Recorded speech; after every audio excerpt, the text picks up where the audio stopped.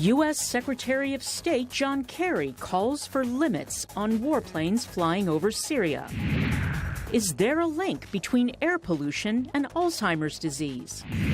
And why are single men in Japan signing up for childcare classes? Africa 54 starts right now. Good evening and welcome. I'm Vincent Makori. This is Africa 54. Now, Syrian and Russian warplanes have reportedly mounted the heaviest airstrikes in months against rebel-held districts of the city of Aleppo overnight, defying U.S. calls for a halt to flights in order to salvage a now fragile ceasefire. U.S. Secretary of State John Kerry says if a ceasefire deal is to be salvaged, warplanes must stop flying over key parts of that country. His comments came Wednesday during a high-level meeting of the United Nations Security Council. More from VOA's Margaret Bashir. The United States and Russia agreed to a cessation of hostilities on September 9th. But two deadly incidents since then have tested its viability.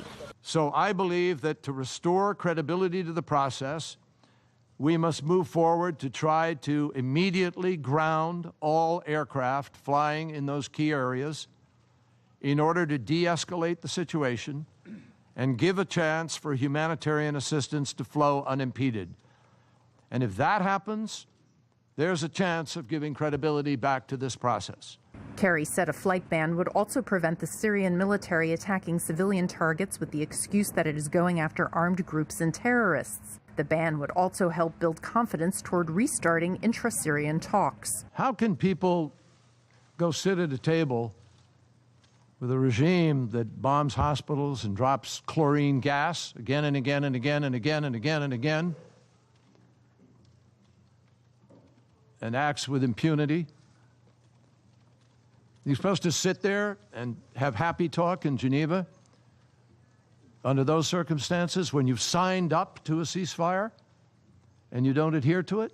His Russian counterpart, Sergei Lavrov, told the council that there are different versions of what happened to an aid convoy near Aleppo on Monday that resulted in 20 deaths.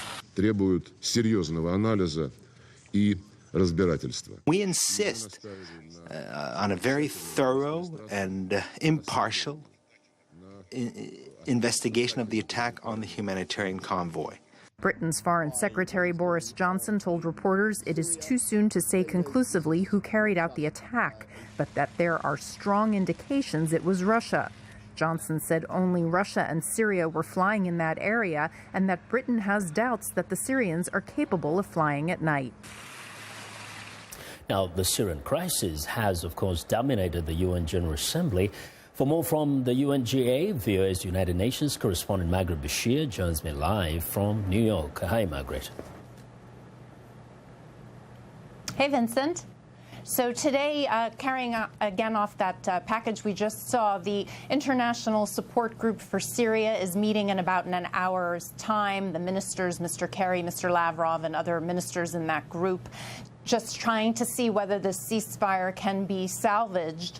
The United Nations said today that some aid has gotten into one town, Muadamiyah, and that's one of the besieged towns that the UN has been trying to deliver to. They got food in for about 7,000 people, so aid is very, very slowly starting to roll out.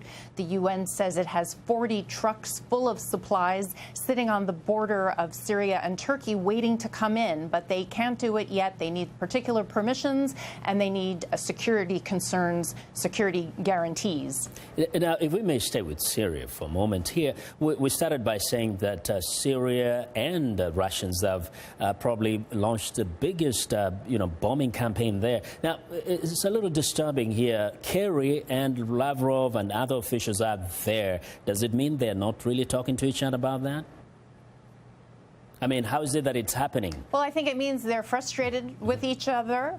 Mm-hmm. Oh, well, I mean, they're talking to each other militarily. They've been doing that for the whole year that the Russians, since the Russians joined militarily in Syria. So they do communicate with each other. I mean, they've never had an incident where the Russians or the U.S.-led coalition have attacked one another, for instance, or accidentally bombed one another when they've been in the skies. So they do have to be in touch with each other. But diplomatically is another story. And, maybe they're talking at each other, not to each other. I'm not quite sure what the problem is. But basically, as angry as Secretary Kerry was yesterday, I think it was clear that he was saying the cessation of hostilities is the only game in town, and we're going to have to figure it out. Sure. So whether we like each other or not, we're going to have to figure it out. Yes. Now, another issue close to that region in the Middle East is, of course, the Palestinian-Israeli issue. President of the Palestinian Authority, Mahmoud Abbas, spoke today. What did he have to say? Yes, he made his speech, and he focused a lot on the Israeli settlements in Palestinian-occupied lands. He said they're illegal, which most of the international community agrees with him on that. He said that they will come to the Security Council for a resolution on the settlements and on what he called terror by the settlers, because there's been a lot of violence between Israeli settlers and Palestinian citizens. So he said he will come to the council about it. That's no surprise, really. We've been hearing for several months in New York that there may be some sort of a Security Council effort before the end of this year, really before the end of the Obama administration is what it's about, to get a resolution on Palestine, either on the parameters for peace or on the settlements. And I think they've decided that settlements might be the easier road to go down, and perhaps the U.S. administration might be amenable to it. Margaret, thank you very much, as always. We'll check with you again tomorrow. That's VOA's United Nations correspondent Margaret Bashir reporting live from New York. Now, President Barack Obama says he is committed to making Africa a booming, growing, thriving market, and that is because the continent is essential to U.S. products. Obama addressed the second U.S.-Africa Business Forum on the sidelines Wednesday of the United Nations General Assembly to promote trade and investment in Africa. Now, the forum began 2 years ago, and at that time, Obama announced billions of dollars in trade and investment in Africa. The president said the results can be seen today. American investment in Africa is up 70%. U.S. exports to Africa have surged. Iconic companies, FedEx, Kellogg's, Google, are growing their presence on the continent. You can hail an Uber in Lagos or Kampala. In the 2 years since our last forum, American and African companies have concluded deals worth nearly $15 billion, which will support African development across the board, from manufacturing to healthcare to renewable energy. Well, Obama said all that growth is only but a scratching on the surface of Africa's economic potential. He, however, stressed the importance of African nations promoting good governance that allows for good business. He cautioned that graft, cronyism and corruption scare off investment and stifles growth, adding that deals should start with a handshake, not a shakedown. Obama also pointed to the importance of developing infrastructure, as 2/3 of sub-Saharan Africa is without reliable electricity. Well, Egyptian rescue workers have found 9 more bodies in the Mediterranean Sea a day after a boat carrying hundreds of migrants capsized, bringing the death toll to, so far, 52. Egyptian authorities say they have arrested 4 crew members of the boat, which had been carrying almost 600 migrants. Now, the boat sank on Wednesday off Barj Rashid, a village in Egypt's northern Bahira province, where the Nile meets the Mediterranean. Rescue workers have so far saved 169 people, and it is feared the death toll could hit several hundred. The boat had been carrying Egyptian, Sudanese, Eritrean and Somali migrants. It was not immediately clear where the boat had been heading, though officials said they believed it was going to Italy. Well, a second night of violent protests broke out in Charlotte, North Carolina, Wednesday, following a controversial shooting in which an African-American man was killed a day earlier by a black police officer. And after another fatal police shooting earlier this week in Oklahoma, where a white officer killed an unarmed black man, law enforcement agencies are trying to find ways to reduce unnecessary violence during street encounters between police and citizens. VOA's Caroline Presutti has more. Riots at night in Charlotte, North Carolina, after a black officer shoots a black man holding a gun. Protesters shut down a major highway. Others try to overturn a police car. 12 officers hurt. The family angry with Charlotte police over the death of Keith Lamont Scott. They said, hands up. He got a gun. He got a gun. Pow, pow, pow, pow. The officers gave loud, clear, verbal commands to drop the weapon. A 16-hour drive straight west to Tulsa, Oklahoma, after a white police officer shot an unarmed black man who kept walking toward his own car. Full traffic. I've got a subject who won't show me his hands. Video released by the police department shows Terrence Crutcher with his arms up. Crutcher and Scott are the latest of 706 people who have been shot dead by police so far this year. This Washington Post survey shows 173 were African American, 324 were white. With the increased spotlight on police actions, some departments are making changes. Virginia's largest police jurisdiction, Fairfax County, this week hired an auditor to monitor investigations into police use of force. We spoke with Board of Supervisors Chair Sharon Bulova via Skype. We're providing some additional insurance to make sure that when an incident happens in Fairfax County, that we are really addressing things in an honest way. After several shootings involving police, the Dallas, Texas Police Department increased training from once every 2 years to once every 2 months. Other departments require police to wear body cameras to increase transparency. The officer in the Charlotte shooting was not wearing one, but his fellow officers were. That closer video hasn't been released yet. This video, in the Oklahoma shooting, is from a dashboard camera. The Tulsa Police Department has a $600,000 grant for body cameras, but hasn't yet decided what type to buy. Carolyn Presutti, VOA News, Washington.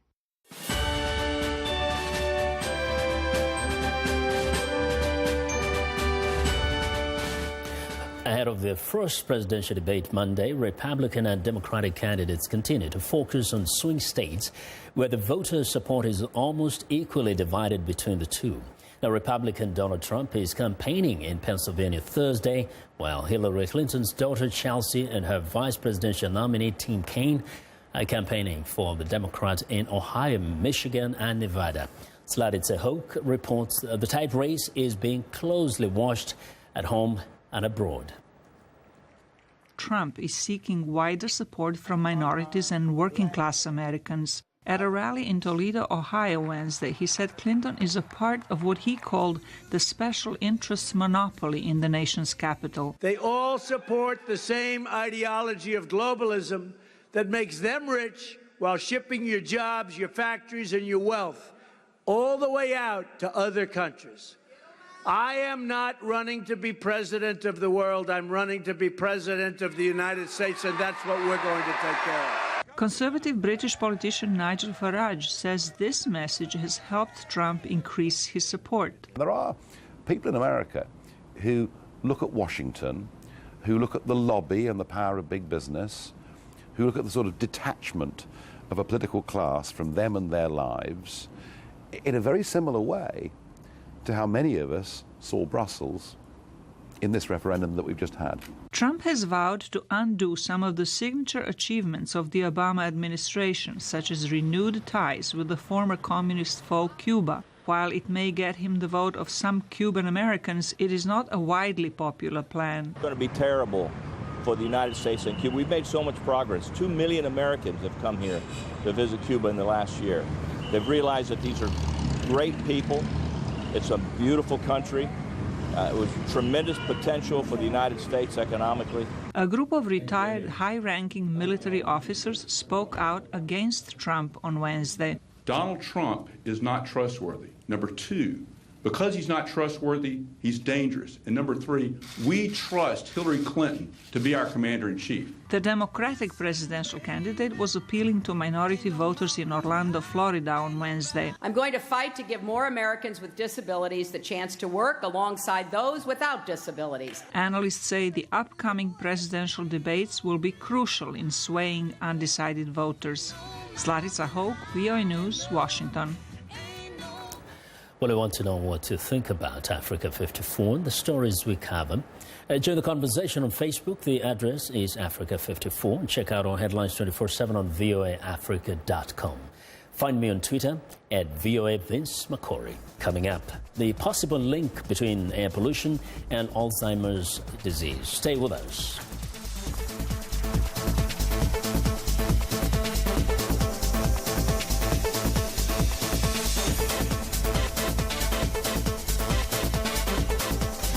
science and technology, here's what's new. It used to be called shock therapy, and it caused violent convulsions, leading sometimes to a temporary catatonic state.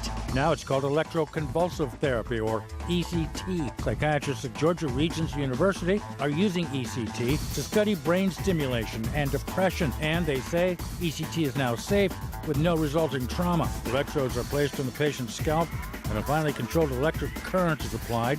This current causes a brief seizure in the brain. 66-year-old Keith says ECT works for him.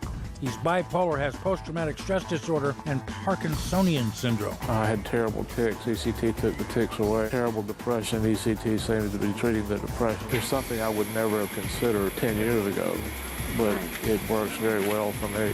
Side effects of ECT may include temporary memory loss and short-term nausea, headache, or muscle ache. For VOA's What's New, I'm Todd Grosshans.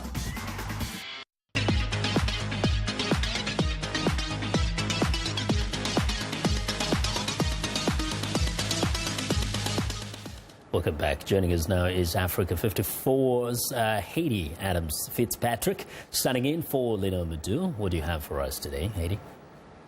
Well, Vincent, the United Nations General Assembly has pledged to fight antimicrobial resistance. Health researchers hope this historic agreement reached in New York this week will slow down the spread of superbugs. Now, antimicrobial resistance occurs when antibiotics and other drugs used to fight infections lose their effectiveness. Resistance happens when microorganisms such as bacteria and viruses change when they're exposed to antibiotics and antivirals.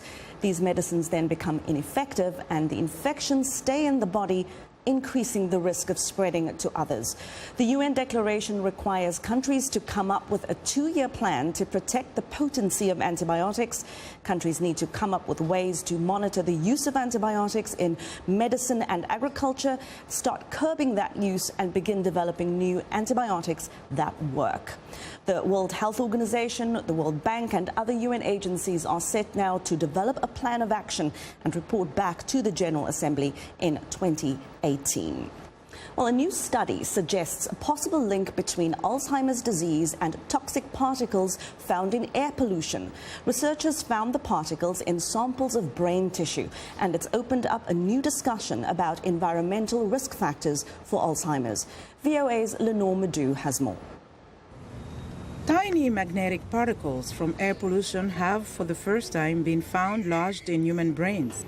Researchers use microscopic and spectroscopic analysis to find deadly magnetite particles, distinct-looking from those that form naturally in the brain. They say the discovery suggests a possible causal link between dirty air and Alzheimer's disease. Seeing these particles with their very distinctive morphologies and size distributions tells you that they haven't been dissolved. You know, they look like they looked when they were in the atmosphere.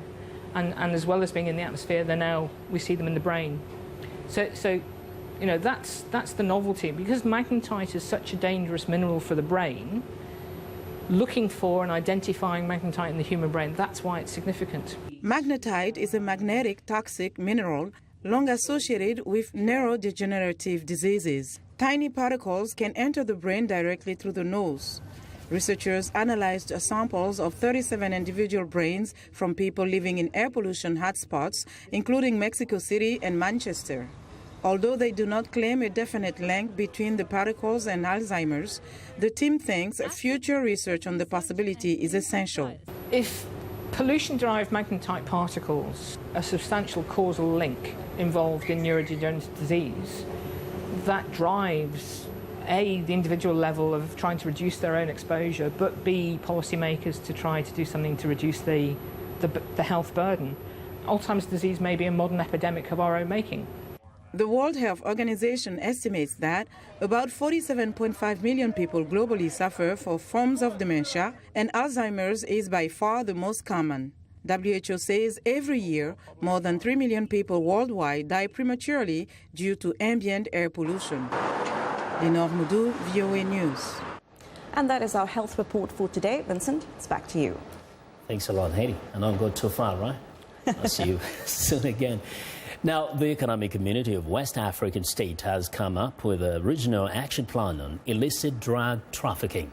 West Africa has become a major route for illegal drugs. Viewers Jeffrey Young has more on the new agreement and the impact on the region. West Africa has been in recent years a major pathway for illicit drugs. There are also manufacturing labs in West Africa for methamphetamines and other drugs. All of it flows through this part of Africa because, according to drug policy analysts, conditions there enable such activity. One of them is International Drug Policy Consortium official Maria Correttiani, speaking to VOA via Skype. You have very weak institutional structures. You have very weak border control. Patrol of our borders are very weak. Corruption is at its highest point. And so traffickers have seen these loopholes and they have decided to use West Africa as a transit zone to be able to carry drugs from Latin America to the western part of Africa. West Africa's serious drug problem is being addressed head-on by ECOWAS. On September 5th, the group's interior and justice ministers approved a joint action plan to combat drug trafficking and manufacturing over the next 4 years. The states have agreed to step up arrests, drug seizures, and incarcerations. The plan also includes an emphasis on drug abuse prevention, treatment, and rehabilitation, which ECOWAS says, quote, are the most cost-effective means of reducing drug-related crime. The group's anti-drug plan is saluted by United Nations Office of Drug and Crime ECOWAS liaison Sheikh Touré via Skype from Abuja. Mainly has this balanced approach in tackling the drug issues in the West African continent. So we are quite delighted to be partnering with ECOWAS in order to promote change and also bringing solution for West African member states. One UNODC venture already underway that involves ECOWAS is the Container Control Program. The UN office says the massive volume of container traffic, more than 420 billion of them moving about worldwide each year, makes these shipping units attractive for smuggling illegal drugs. The UNODC says it works with governments to set up training at port facilities for what it calls risk-based profiling, identifying containers that may be hiding drugs. UNODC Sheikh Touré notes one of the recent payoffs of the Container Control Program. In Ivory Coast, the law enforcement agencies of Ivory Coast, for the first time in their history, have claimed to seize close to 30 kilograms of cocaine in the containers.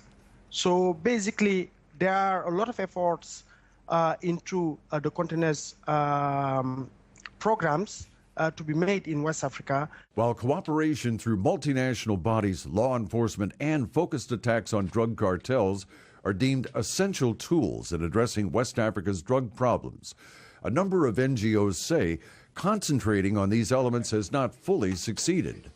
One of them, via Skype, is the West Africa Drug Policy Network's Adeolu Ogarumbi in Abuja. For so many years, the region, we've tried the use of repression, law enforcement, punitive measures to deter drug trafficking and drug consumption within the region. But this has actually not solved the problem. It has not reduced the quantity of drugs passing through the region. Mr. Ogunrumbi and others say that what is needed along with laws and punishment is economic development that reduces the temptation for officials to take bribes and allow drugs to pass through, along with a holistic approach that addresses drug use as a health and education issue and not just a criminal matter. Without these changes, he says, drugs and the monies the drugs generate will not be suppressed. Jeffrey Young, VOA News. Well, it's time now for a short break. Still to come on Africa 54. Why are Japanese bachelors enrolling in baby care classes? We'll be right back.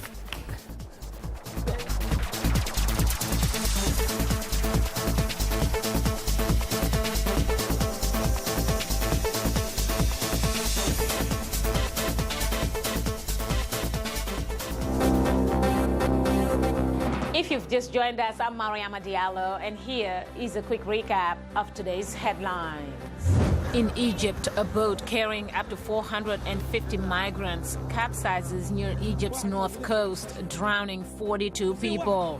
In central Johannesburg, police fire stun grenades and rubber bullets to disperse students protesting over planned increases in tuition fees. In the United States, protesters outside the United Nations called for Zimbabwe's President Robert Mugabe to step down. Finally, in Gabon, lawyers for President Ali Bongo and opposition leader Jean Ping say both parties have reached agreements on a vote recount from the contested August presidential election. That's all for today. Thanks for watching. We'll see you next time.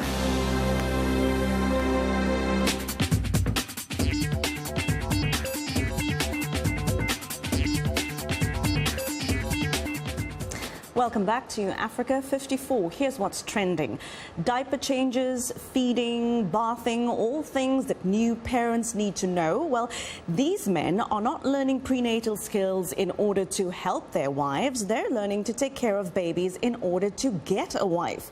Classes like this are for men to become more appealing to potential life partners. They're taught all the basics of infant care, and they also learn how to communicate with potential spouses and talk about, wait for it, their feelings. Matchmaking agencies advertise these men as having, quote, extra value by letting potential partners know they will pitch in and help around the house. And I will believe it when I see it.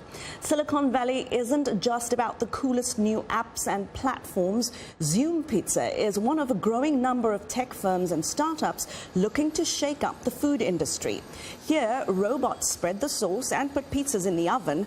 The company will soon add robots to prep the dough, add cheese and toppings, take the pizza out of the oven, cut them into slices, and actually put them in the boxes. Zoom says its biggest innovation is yet to come, a delivery truck equipped with ovens to bake pizzas while they're on their way to the customer. The company also plans to shorten delivery times with software that can anticipate when and what kind of pizzas customers will order. And in other robot news, it's a new era in valet parking. This automated parking lot in Hollywood is the first municipally funded structure of its kind in the western United States. The local government claims it's already a great success. About 150 cars are now parked daily by high-tech robotic machines and computers. The goal is to build upwards and remove traditional car parks, which use up so much space. Once you leave your car on the ground floor, no humans are allowed into the building. The city claims there's no chance of someone hitting your car or of anyone stealing anything from your vehicle. Well, that is what is trending today. And that's our show. Thanks for watching. Good night.